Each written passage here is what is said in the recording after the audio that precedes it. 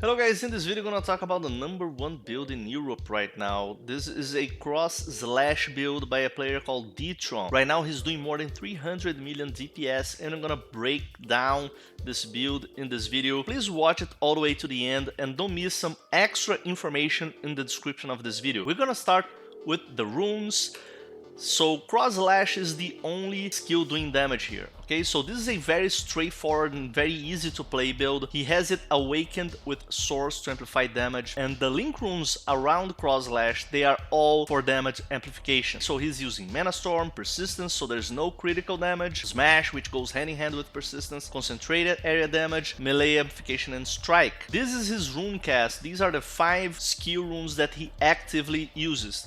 The #1 is cross/slash. Then there is Electric Area, which is an area skill which is used to shock enemies and amplify damage. Then we have Fighter's Wrath, which is an attack enhancement. Detron values highly Fighter's Wrath. We're gonna see in this video many areas where he uses options to increase the effect of Fighter's Wrath. Detron's Fighter's Wrath actually does 80% melee damage amplification and 50% attack speed increase. Fighter's Wrath is huge in this build. And the last 2 keys are movement skills. So he's using roll and a leap attack, but you don't have to use these ones. You can use any movement skills you prefer. I prefer teleport and penetrating slash myself. As for the passive runes, let's understand which ones he uses. This is a no-brainer. Seal of Striking to amplify melee damage. As for defensive seals, do not copy. Just understand what you need. They are there only to cover holes in your defense, and you need to understand which holes you have. So depending on the content that he's doing, we'll switch between Chaos Resist and Element Domain. Shout of Provocation also used in almost every build because it's just an easy way to increase damage and amplify armor, as well as Shout of Justice.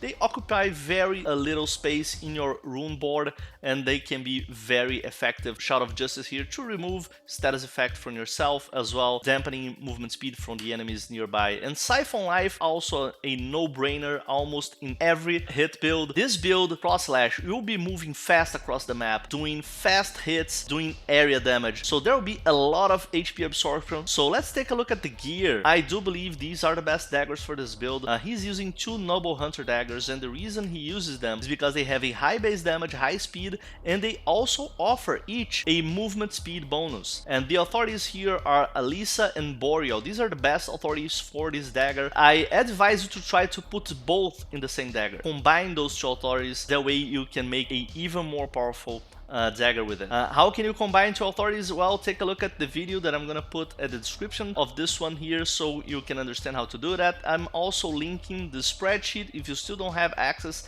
it shows all the authorities with all the options for other gear types. To craft this dagger, these are the options that you want to focus on. So physical damage amplification and speed, they are damage multipliers. You also want to increase your flat base, your flat damage, physical flat damage, as well as the linear damage bonus for physical damage. Attack enhances skill rune effect. Remember what we talked about the Fighter's Wrath? Here it is. So attack enhances skill rune effect, also go for that, and armor penetration. You can also go for other options which are also good, just not as good, which is attack and spell damage, stats, element resist, and hit rate. Now, as for defensive gear, let's talk about the defensive gear now. Focus on increasing mana and HP. If you get any options to help with damage, get it as well. Element and chaos resist are a must, always, hit rate and stats. Now, let's start with the helmet. Detron uses a hybrid defense. His defense is armor and dodge, and they are not high in either. He has average armor and average dodge. You do not have to copy that. I myself am not very fond of this,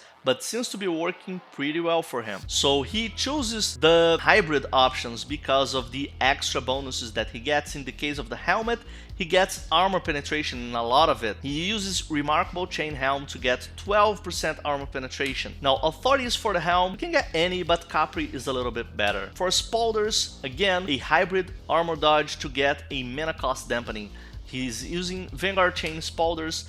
Authorities, best is Alyssa, Aquila, and Capri. Armor, he goes for full dodge rate. Again, you do not have to go for full dodge rate. This is what he chose to. The most important thing about the armor is the authority. You need to get Boreal, because Boreal will allow you to get the prefix that increases 3 levels in your cross/slash. Gloves, again, hybrid armor dodge with mana cost dampening. He uses Vanguard Chain Gauntlets. Authorities for the gloves, Alyssa, Aquila, Vesper, Capri, and Miracetti are the best ones. Boots, again, he's going for the hybrid. I hate hybrid boots myself. And authorities, I prefer Castor for boots in this build. Necklace, attack speed necklace. This is a no-brainer because attack speed is... there are no damage amplification necklace. So just go for attack speed necklaces. So he's using Tidy Compass necklace. Authorities, any, but Capri and Miracetti are better for the necklace. Focus on HP and mana, element resist, stats,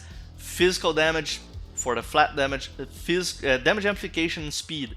Now, these last ones are the better ones for damage, and actually I think they're the main ones, especially damage amplification and speed. As far as the belt goes, he's using strength, but it's just the same as using intelligence or dexterity, because then you can just readjust the rest of your stat points in the Zodiac tab. Authorities, any but Vesper is better. Focus on HP, mana, element resist, stats, mana potion effect, and the last one, this is a must in my opinion, mana potion cooldown recovery speed. Okay, I really like all my belts need to have mana potion cooldown recovery speed.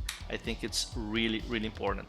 Rings, you want rings that increase your flat physical damage, so he uses neat thread rings. Authorities, Caster, and Scepter. These are the main ones for this build. Focus on HP on every hit, overpower effect for increase your base damage, physical damage, hit rate, and attack speed. Now let's take a look at the charms. Charms are very straightforward. You want to focus on Hamal because Hamal gives you physical damage amplification. For the second blessing, go for Boreal, so you can get some armor and melee damage. Focus your charms on increasing damage, always. So you want to increase your physical damage when dual wielding, but if you need, you can use charms as well to cover holes in your defense, so you can increase armor, you can increase HP, but remember, the priority is always to get the blessings first, and the individual bonuses from the charms second. Get a 140% Hamal's blessing as fast as possible, and then with time, you will be switching your charms to get better individual options in those charms. Now, let's take a look at the Zodiac. So in total, when you take into account all the Zodiac nodes that he got almost 700 damage, linear damage, about 63% damage amplification, 120% hit rates. He got 60% attack speeds and 9% attack speed amplification. Let's take a look how he got all that and more. Let's start with trait 1, Afros. He gets all the nodes in Afros, the damage attacks, the attack hit rates, the attack speeds. On trait 2, Forest, he gets the physical damage ones and the damage in the middle. Then Rock on trait 3, he goes up to get the damage attacks, HP, attack hit rates. Trait 4, Prelly, attacks, attack speeds, attack hit rates, area effect. Trait 5, only this damage node here on contrast. Trait 6, he goes up, physical damage, go all the way down to armor penetration, gets all the attack speeds in the central line. Trait 7, he goes down on scent all the way down to the 40% damage upon miss, and he goes up 10 hit rate, 10% hit rate, area damage, and area of effect. Then Maggot, he gets the 100% damage here, 40%, 30%, 30%, and then the 10 strength. Then on trait 8, Laia, he goes up to get all those damage nodes, attack speed, attack hit rates. Then also, and this is interesting, in Farmer, he gets all these HPs here. And he disables the HP regen to get the 12% HP amplification. And down here, he disables mana regen. So he doesn't have HP regen and doesn't have a mana regen. And he gets 4% damage amplification down here. Trait 9, Typhoon, he goes down here, gets the damage nodes and the chances to do double damage on hit. And then here he gets the physical damage, armor penetration, physical damage. So a lot of damage here. And this is interesting. Not every time that we see people getting shade on the specializations, but these specializations, they are very powerful. There's a lot of damage amplifications here. So he gets 15% damage here, then the overpower to increase the base damage and the armor penetration. And then he goes all the way down to the right to get the 6% strike damage amplification. To the left, he increases the upper range, but the main thing here to the left is to go to all the way down to the 6% air damage amplification. So he gets 2 damage amplifications here, one on the extreme right and one on the extreme left, plus the overpower. And then on specialization 2, he will get, this is huge. So he gets here, he goes down here, this is like 30% damage, and then critical hit disable 20% strike damage amplification.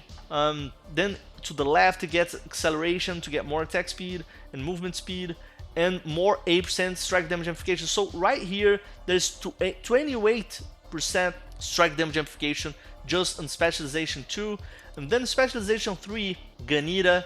He goes to the left, gets attack speed, then attack speed amplification, and then he gets cut here, and that cut will make sense all the way to the right here. He's going to amplify damage. This is also a big one. Amplify damage by 2% for every 0.3 weapon speed.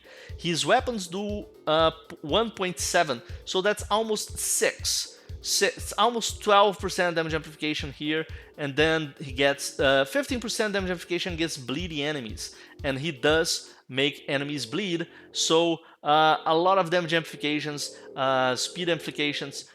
The build is very strong. Now let's take a look at the relics. So he does not use Castor, which I was surprised, because Castor is like Scepter for element damage, but for physical damage. Scepter will amplify element damage, and Castor does the same thing for physical damage, and this build, Detron's build, does physical damage, so there is no Castor here for physical damage amplification. Instead, he uses Spica, and Spica uses Pulverize, and what Pulverize is doing is, it's increasing the chance of bleeding, and it's going to give him 10% damage amplification against bleeding enemies. The thing is, it's less than the amplification given by Castor, but the point is, it's, let's say, safer, because Castor will amplify the damage you do, but it also increases the damage that you take. You get less damage amplification, but also you don't take more damage. And the passive here is more physical damage, more flat damage, physical damage, and more chances to do double damage on hit. Then Leo for the passive, which is attack speed and movement speed, and Vesper for the passive of Mana Potion cooldown recovery speed. Still not sure if Cross Slash is the build for you? Thinking about transitioning for a present build to another build? Well, I have 4 videos of different builds for you to check, and in the description there's also a list with many other videos that you can see to learn more about Undecember.